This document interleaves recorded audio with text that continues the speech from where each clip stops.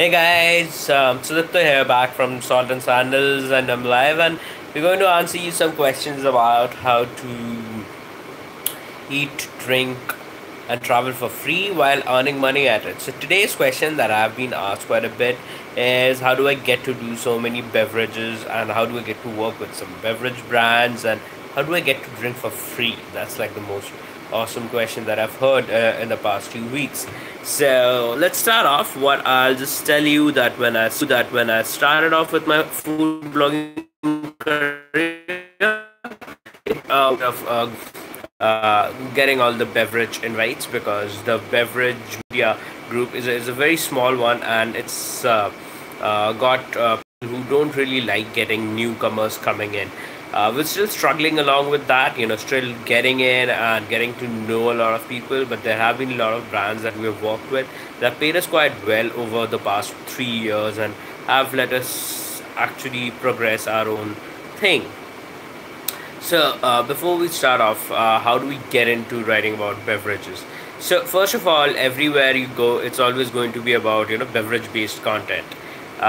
Before you are going to build out on content, how do you kind of like go out and taste out new beverages? So, one of the best ways to do this is actually to have an open mind. Okay, so if you plan to go out for drinks with your friends, and you're planning to have beer, just don't have a single beer. If you're planning to have like 2 or 3 beers in an evening, try different brands. Same goes with whiskey or whatever drinks that you're doing. Do not repeat a cocktail or a drink that if you're planning to do so, contrary to the usual parts where we say that you should always stick to one drink. But if you're planning to be a beverage blogger or a beverage writer, you have to try out new things every time. So if you're always trying out smaller quantities, that will usually help you to save up on money. It won't cost you bomb. Like if you're planning to try out single malt whiskeys once in a while, so if you're out on a drinking party or something like that, and you're doing it, a glass of whiskey usually costs somewhere around 400 to 600 rupees. That's like $6 to $8 in Delhi, and you can try it out. If you're planning to try out 2 or 3 different kind of single malt whiskeys, do try them out, and that is what allows you to garner a lot of drinks and photographs and content for your whole thing. As I'd say, what we did when we went to Vancouver International Wine Festival, we actually had more than 1,000 wines to try out. That's so much content. It's one conference, and one conference gives you so much content that you can just kind of like keep on rolling it over and over. Now, once you've kind of like created content, you need to become an expert.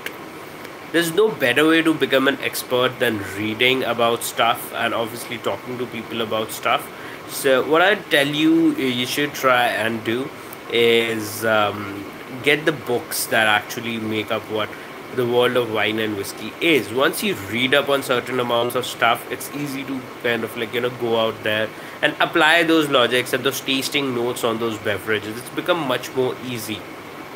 Read up on the internet, read up on books, spend some money on books. That is really important when you're trying to become a beverage blogger, because beverages are not that easy to kind of like define, because the flavor profile takes a lot of time to understand. For wines, even for spirits, what I would suggest for you guys to do is to do a WSET level course.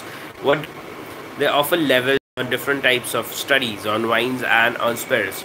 So if you're planning to actually write about wines and on different types of spirits like whiskeys and beers, you should definitely try and read about it and try and get a degree, because what that does is that not only does it gives you the flavor profile, but also lets you know about some of the technical know-hows of how to get into the whole alcohol industry. Those are the points that I mostly kind of like went along with. One of the major points that I did when I was starting out with my whole food blogging scenario around 3.5 years ago, I did my WSET level 1 pretty early. So I always had a fair understanding of what wines I was going to have. Not only did I try out some wines when I was out with my friends, but usually when we were kind of like even doing a tasting session of food or something like that, I could order wines that I specifically wanted to try out, or specific cocktails, or specific drinks that I think are new and stuff like that. Like recently I was doing a whiskey review, and I just asked them to give me a shot of a Japanese whiskey. So I just had new flavor profile, but I had done a lot of research before that because this was a whiskey bar.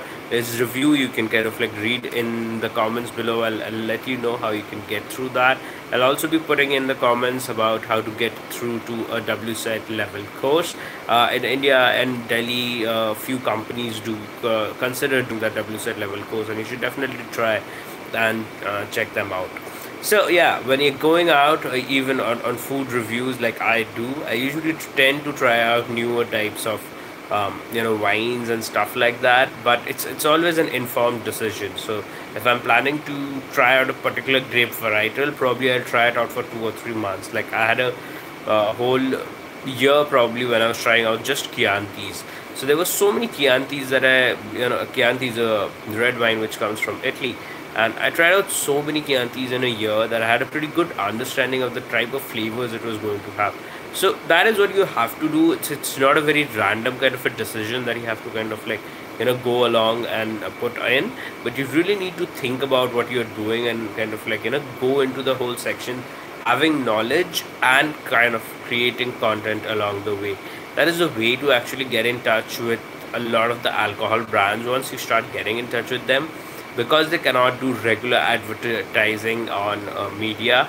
It becomes easier for them to work with bloggers and social media influencers. So that is something that you should really look forward to, and it's always good to earn some bucks along with the way.